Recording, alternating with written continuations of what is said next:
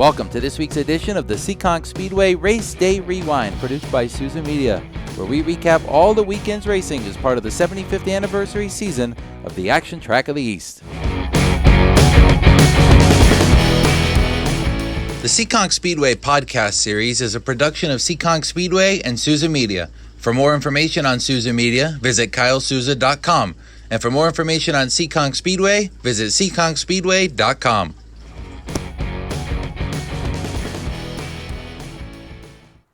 Welcome back to the Seekonk Speedway podcast recap series as part of our NASCAR Advanced Auto Parts weekly series divisions. So happy to be back here with you as part of a recap from Saturday night, May 22nd, 2021. Hard to believe for the month of May, we have completed the NASCAR racing that's on the schedule. This coming Saturday night, May 29th, we will be off from NASCAR racing with a thrill show hitting the track for the first time in 2021 and the first time in 18 months. On this episode of the Race Day Rewind podcast, we're going to catch up with Dave Darling, coming off a big win in the Pro Stocks, his third in the first four races of the season in his quest for an 8th championship. And we'll also catch up with a second guy looking for his 8th championship. Gerry DeGasparre Jr. picked up the win in the Phil's Propane Round 1 for the late models, and he will join us as well right here on the podcast. Once again, thanks for joining us here on the latest edition of the Race Day Rewind. My name is Kyle Souza, the owner of Souza Media. We're going to talk to those two guests and also recap all four of the NASCAR races from this past Saturday night, May 22nd. Let's start off with the Chaz Auto Body Sport Trucks. Now, the Sport Trucks have a mix right now between newer style chassis trucks and the older style chassis trucks. Now, some of these older trucks have been around for many, many years. The newer style trucks, a lot of them just built, very fresh, very fast, obviously, as well. They've found speed here, and Barry Shaw Jr. has been the dominating force in the Chaz Auto Body Sport Trucks through the first couple of weeks. Shaw has now won 3 of the first 4 races behind the wheel of the Everett's Auto Parts number 85, and in the race that he didn't win, he finished second, and I feel like he had a good shot at winning that race as well. So it's been proven, at least early in 2021, that Barry Shaw is going to be the dominant force in the sport truck division. Now, Barry also picking up the championship lead, obviously, with 3 wins in the first 4 races of the season. He currently, if you look at the championship standings in the sport trucks, leads by a total of 14 points over Rick Martin. So Martin second, Amy Arsenal is third in the championship. But it's Barry Shaw pulling away here early. On Saturday night, he started in the middle of the field and used the outside lane to his advantage to work his way up to the top spot, going around Connor Souza for the second spot, and eventually also going around Lenny Souza to take down the top spot in the 25-lap feature. He was able to dominate the remainder of that race. Congratulations to him. Again, 3 wins in the first 4 races. He's proven to be no slouch in the sport truck division so far. So Barry going to be the championship favorite, it appears, going forward in 2021. Connor Souza finished second, a great run for him in the red and yellow number 38, the Titan Vet Clinic machine. Tough week for the Souza family, Connor specifically as well, with the loss of his brother earlier in the week. It was an emotional night for him to get back to the track, but a great finish, and he dedicated that win to his brother. He called it a win with a second place finish. Not able to beat Barry, but a second place finish on that night was a win for Connor Souza. So a great second place run there.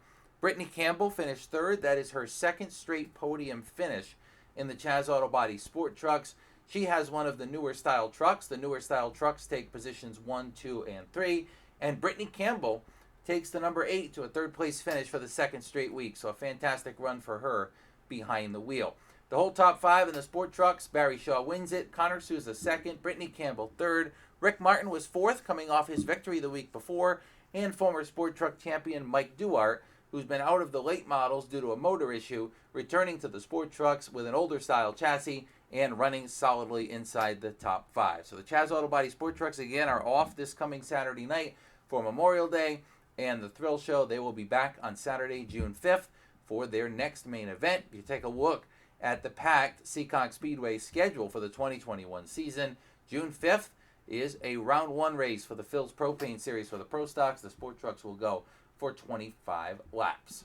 The Everett's Auto Parts late models, speaking of the Phil's Propane Series, were in action for round 1 of their Phil's Propane racing. 45 laps this year for the late models in the Phil's Propane Series. A little bit less than we're accustomed to over the last couple of years. They've been running 50-lap races in the Phil's Series, this time 45, and man, it was a great battle for the late models. This division really right now, you could put a bunch of names in a hat and pick one out, and that's probably going to be your winner that week. I mean, there's so many different drivers that could end up in victory lane in this division with how competitive it is right now, and we saw that again on Saturday night. Even though it's just as competitive as any other division, if not more competitive, it's still hard to pick a winner, and it was hard to do that on Saturday night with some of the guys running up front, but we're also seeing a common trend, at least at the front of the field. 45 laps, an early wreck in this race wipes out Derek Luchacki, Trent Goodrow. Ryan Flood kind of crunched down in front of, I believe it was Mark Hudson, admitted, hey, it was a rookie mistake. I probably wasn't clear. Tough break for Flood and those guys. Just a racing accident. Wipes a couple cars out early, but that is part of racing. When the race gets going, though, DeGasparre started in the 8th position, quickly worked his way to the front, takes the lead, and never looks back to pick up the win in round 1 of the Phil Series. One of the earliest times in the year that we see Gerry win here over the last couple of years. We're going to talk to him here in a little bit, but nice to see him back in victory lane. Vinny Renegado also made his way up from deep in the field, comes home second. Couldn't quite get around DeGasparre, but a nice solid run and a good points night overall for Renegado to finish in the 2nd position in that number 17. Josh Hedges running 3rd this week in the Phil's race. Josh has got 4 races under his belt this year with everybody else, 3 of them inside the top 5. He's got 2 4th-place finishes and a 3rd-place finish. The week before, he finished at the bottom of the top 10, but still 4 top 10 finishes for Josh Hedges in his return to the action track of the East in 2021. A nice solid run for him to grab a 3rd-place finish in round 1 of the Phil's Propane Triple Crown Series. 4th place in Saturday's feature event going to Chase Belcher. 2nd consecutive top 5 finish for him in the Everett's Auto Parts number 35. They have kind of found their groove here early in the season with Chase Belcher finishing 4th. And Nick Uring, who's been kind of quiet so far this year, gets a nice solid top 5 finish in the extra distance race. So the late models put on another great show. Again, probably the most competitive division that I think we offer right now at Seekonk.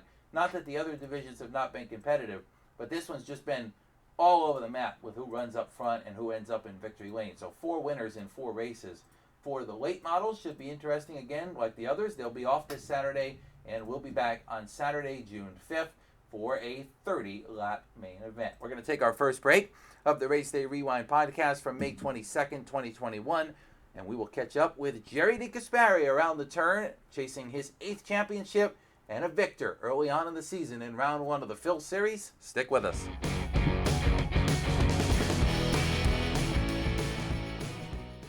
Welcome back from the first break of the Race Day Rewind podcast, talking about the late model feature presented by Everett's Auto Parts and this past Saturday's race presented by Phil's Propane, with the Phil's Propane Triple Crown Series kicking off 45 laps for the late model division. And the guy that's joined us here on the hotline picking up the win in the race, his 4th, not his 4th, 4 different winners in the first 4 races of the season now for the late models, and Gerry DeGasparre is happy to add his name to that list. Gerry, nice to be back in victory lane, I'm sure, but also nice to pull it off in this race, extra distance, and get yourself locked into that final round of the Phil Series here early on in the season. Absolutely. First of all, thanks for having me on. I appreciate it. Yeah, it was a great way to start off the Phil's Triple Crown stuff by winning the first race and getting set for that. And, you know, Phil's been doing it for a long time, so it's always a pretty cool deal to win one of his races. Yeah, and I mean, you've been fast right off the get-go here. I was mentioning in the last segment, you're right up there in the points early on. I know it's kind of early to look at points, but if you look at the top 5 or so, you guys have been the ones that have been running consistently in the top 7 or 8 here in the first couple races. Take me through the last laps of the race there, those restarts at the end. Was there any concern at all when you get a guy like Vinny outside you? Josh Hedges was there. Any concern that you weren't going to be able to hold him off there at the end? Actually, if you would have heard it on the radio, yeah, there was a lot of concern about it. We were good. And when we had that big lead, you know, Skeeter was on the radio telling me, you know, you're clear by 15. So, you know, that's a lot. So you're in pretty good shape there. And then you come around with 6 or 7 to go, and Richie Murray spun around. I'm like, oh, come right on the radio. I said, here's where we lose it. Because it never fails. It's a late race restart. You always find a way to lose them on the late race restarts. Yeah. So this one plays out. You end up in victory lane. Obviously happy to get back to winning form, and happy to begin that quest. We're also going to have Dave Darling on later in the podcast, and we wrote up a story at the beginning of the year about how you guys were both looking for your 8th championship. Is that on your mind, or is it too early to look at points here as we finish the first month here out of the racing season? We're going to head into June after an off week, but is that something you're looking at? Have you seen the points? Are you going to consider that as the year goes? We'll consider it as the year goes. Right now, we go in steps. We kind of go in steps. That's how we do it. We need to be fast, and I think we've gotten there. We've been good from the beginning. Jeff Taylor at distance has been working with me, and we're getting better every week. So we're fast now. Then the next thing you need to do was win. So we checked that one off. Now we need to get back to winning consistently where we used to be. Like the only consistent winner lately, everybody's won one or two, but Vinny's been the guy that's been a consistent winner, and that's where you need to get to in order to catch that championship at the end of the year. Yeah, and I think that's a great point. We've talked about Vinny here in the podcast kind of being one of the favorites for the championship right there with you as the season goes along here. Has it been Jeff Taylor and Distance Chassis that's kind of revived you? I know we've talked previously about kind of struggling here the last 3 or 4 years, but I feel like 2019 and now in 2020, you're back to prime form here, running consistently in the front, which is difficult, as you well know, in such a competitive division like we've got right now. 2019, we bought a distance car. That's what started. I thought we fell behind. We got a little stagnant. We weren't up to par. We knew that. We ended up with Jeff Taylor. 2019, I thought we were right there, going into the last night still. A championship was a viable option for us. It didn't work out. Tommy got it. Congratulations to them. They did their homework. Jeff's worked with us again this year, and it's made a huge difference. It truly has. Vinny's got the same thing. Tommy Adams has the same thing. There's a lot of distance cars in this division because he has it figured out. And this division, to me, is hands down the most competitive division in New England, bar none. Yeah. Other than, people can say, you might go to Stafford for the SKs or whatever, but as far as fended divisions, the late models of Seekonk Speedway have everybody covered. Yeah, it's been a heck of a start to the year here. As I mentioned, 4 winners in the first 4 races. I know you're going to want to add your list to become the first 2-time winner of the year when we get back in action for a 30-lapper on June the 5th. Gerry, who's behind this effort? There's a lot of people that I see in the pit stall, a lot of sponsors that are on this car that I think you want to give a thanks to here coming off a big win on Saturday night. I do. We got a smaller crew now, and they just work so hard, and they work well together. My father has been with me through my career. Skeeter has been Skeeter's like my left-hand man. My cousin Bobby, Kenny Rigo, Frankie, Danny, these guys are they're the best. Ryan Flood's part of our team now too, even though we're racing with them.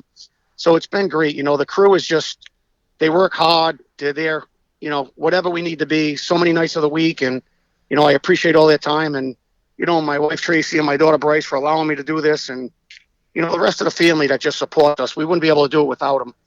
Yeah, and Gerry's got a victory here to open the season. He's going to be chasing, as I mentioned, that elusive 8th championship.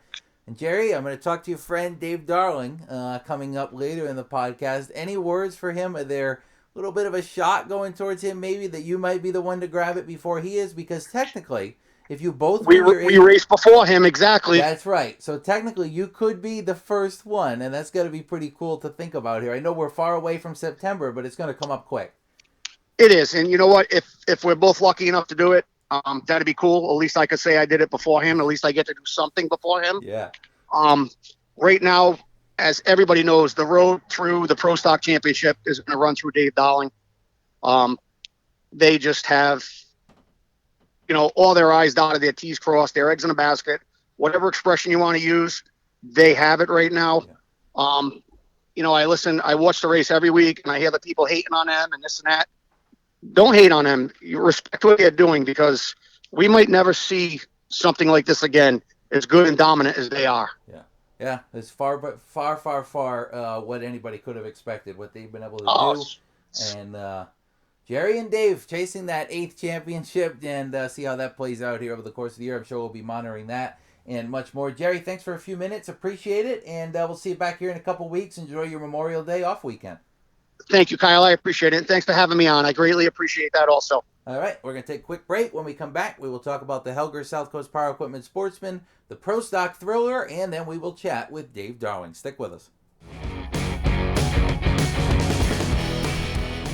Welcome back from the break. Nice to catch up with Gerry DeGasparre Jr. and hear about his victory in the Everts Auto Parts late model field on Saturday night. He is going to be a championship threat. You look at the standings in the late models, he is second, just a few points behind Vinny Renegado. Got a feeling he is going to be in contention for that 8th championship here in 2021.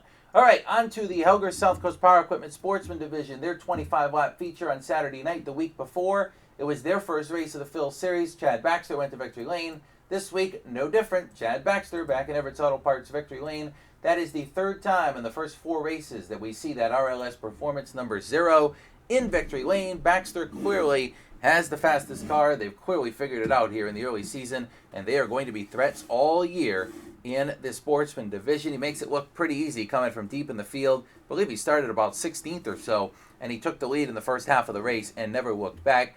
Adam Petty, coming back from a disqualification the week before.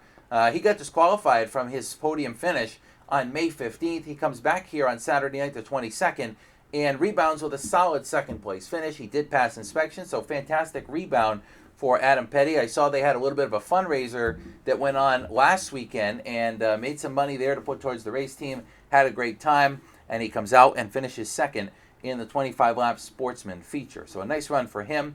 Chris Rio finished third. Steve Axon was fourth, and Chris Gomes coming back to round out the top 5. You look at the Sportsman, Joe Kohler. I know he finished podium in the race, but he did not pass post-race tech inspection. Tough break for Joe Kohler, but I am sure he will rebound and come back this coming Saturday night. Actually, again, no racing this coming Saturday night. It'll take me a minute to get used to that. Kohler will be back on June 5th to try to get back to Victory Lane. Updated points in the Helger South Coast Power Equipment Sportsman class. Chad Baxter, 192.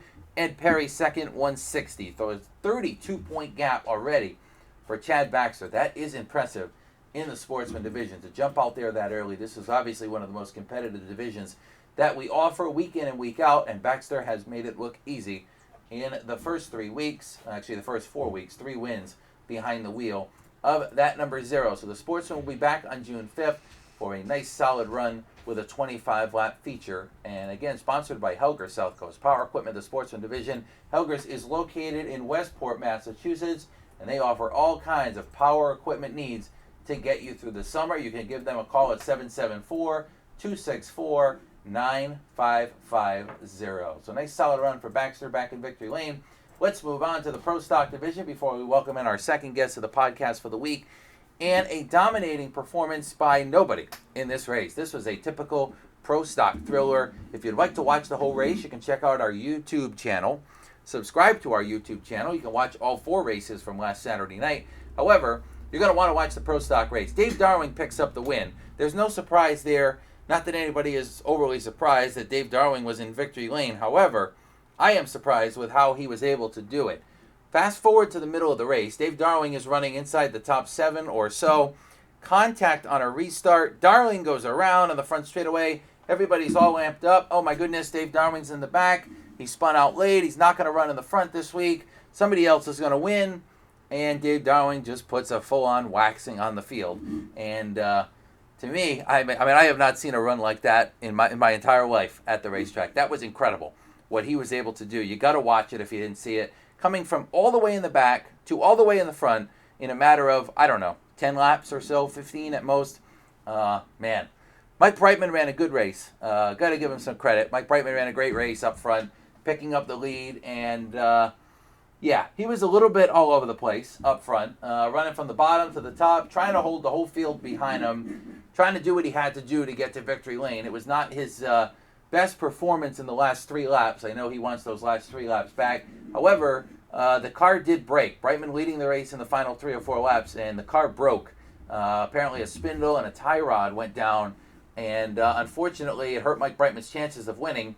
I think he said in Victory Lane he had a 37-lap car in a 40-lap race. So something broke there, but Brightman had a good running going, again, all over the place, trying to hold on.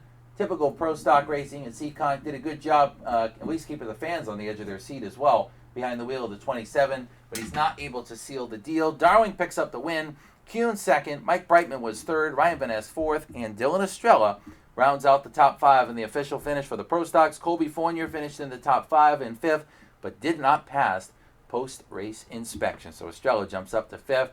Again, Dave Darling dominating. 3 wins in the first 4 races in the Pro Stocks, pulling away in the point standings. Ryan Kuhn second, a great run for him. Once again, inside the top 5. Brightman able to finish in third. And Vanessa and Estrella at the bottom of the top 5. Been a little bit quiet this year.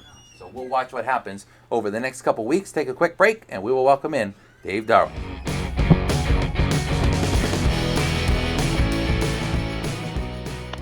All right, welcome back from the break. Catching up with Dave Darling. As I mentioned in the last segment, David, I don't want to say embarrassed the field, but in one way I think he did, coming from the back like that late in the race there and kind of waxing everybody right to the front, using the outside lane.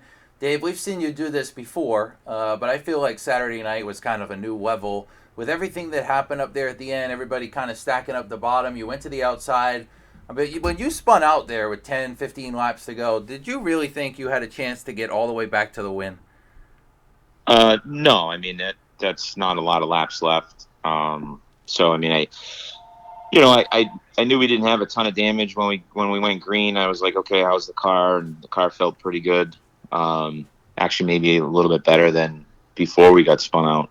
So, I mean, that was the first caution of the race, too. So, anytime there's a caution, the cars tend to act differently after, sometimes good, sometimes bad. So, with the tires and stuff like that. So, I mean, I didn't think we'd get all the way back up there and have a shot. I was watching Mike there for a little bit, get the lead and, while we were racing and trying to, hold the lead and stuff. So there was that restart, I think, when we were fifth. And Mike took off, and he was pretty fast. And Dylan was side by side with Bobby, and then he was I probably might have got him if it stayed green up there on the outside. So I mean, I figured Mike kind of had the win kind of sewed up, but had another caution.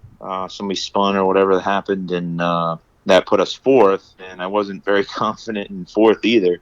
I was just hoping to get a top 5 or worst case scenario, sixth or so, because we only had maybe 3-4 laps to go. And, Mike's left front broke. You can see it in the video, smoke pouring off the thing. So, I mean, he had to do everything he could to keep it on the track and try to, block the bottom or keep the car down so he didn't get freight trained on the bottom. So, I mean, it made it look a lot more dominating than it really was. I mean, it was just the fact of his car had broken with about 3 to go, and so he's doing everything he can to salvage the best finish he can, and I was the lucky guy that was out there and had a clear lane to kind of make it work. So yeah, I mean, it makes it look easy, but you're right. Obviously, I mentioned in the last segment Mike's car breaking there at the end. Tough break for him. He had a great run going, and I'm sure, as you well know, he works very hard, and I'm sure he's going to get to victory lane here before too long with the speed they've had. But you've now won 3 of the first 4 races. Obviously, it's no secret that you've kind of dominated the division over the last 5 or 6 years or so. But this 8th championship, is that something on your mind? You've already kind of pulled away a little bit here in the points, and we're 4 races in, and it's looking like without a miracle, there's only going to be a couple guys here that might be able to compete with you for this title down the stretch. Yeah, I mean, it's always kind of the end goal. I don't really look at the points. I just try to get top 5s and keep the car in one piece. And I mean, this year seems, there's a few more cars. Seems like there's going to be a few more cautions each week than we had the last year or two we raced. So, even like Saturday, I mean, that was a victim of circumstance. The guy missed the shift, whatever happened. These restarts have been difficult this year for some reason. And, we got sandwiched in and spun around, and we're an accident car. So luckily, you got to have some luck. So luckily it was just cosmetic damage. And I don't think anything with the suspension really got messed up, but, so, I mean, Richard Petty always said, I'd rather be lucky than good. Yeah. And there's some truth to that, because you got to have, luck have it in the right lane at the right time. Luck have it and get the caution at the right time. That's 2 weeks in a row where we got a caution that benefited us at the end of the race. Didn't benefit the person leading, but benefited us. So I mean, it all boils down to luck. That caution doesn't come out. There's 2 different winners the last 2 weeks. Yeah, and it's played out well for you here, obviously, and it's been playing out well for you. You got some great guys that work with you to get this car ready. Some great sponsors also as well. Why don't you give them a shout out, give them a thanks for helping you get to the front? Yeah, I gotta thank Jeff Bellier for all the work he puts in. The countless hours that he puts in, just to make sure that it's ready and everything's spot on each and every week. Ron Pond right there with him. Gary Johnson being right along with Ronnie and I for almost 20 years, or probably close to 20 years at this point. Can't thank him enough for all he does. Ownership role, and also helping out in the shop and at the track, and always willing to go wherever we want to go racing. And last year was a little bit unique, and he stepped up and was like, yeah, let's do it. So I got to thank my dad for always supporting my racing since I was 16, and everything he does. And he loves racing and loves to be involved in it in many different ways. Got to thank Bristol Toyota Scion for coming on board, Gary Johnson Landscaping for supporting us and owning the cars for years and years, and Columbus Energies and Papa John's Seekonk Grand Prix. So, it's everybody thinks it's kind of easy, but I mean, at the end of the day, there's we have a good group of guys that have been doing it for a while. Ronnie's he's no stranger to victory lane at Seekonk by any means, and he can do anything on a car, and so can't Jeff. And Jeff, being traveling around, just understanding these cars, he makes it look easy, which helps me make it look easy, and it really is, and it takes a full team effort. So yeah, behind every good driver is a good team, and Dave's definitely got that. Dave, thanks for a few minutes, and I'm sure we'll be talking to you soon here as you continue that quest for the record 8th championship. Thank you, Kyle. All right, that's been Dave Darwin. We'll take a quick break, and we will be right back to wrap up this week's edition of the Race Day Rewind podcast.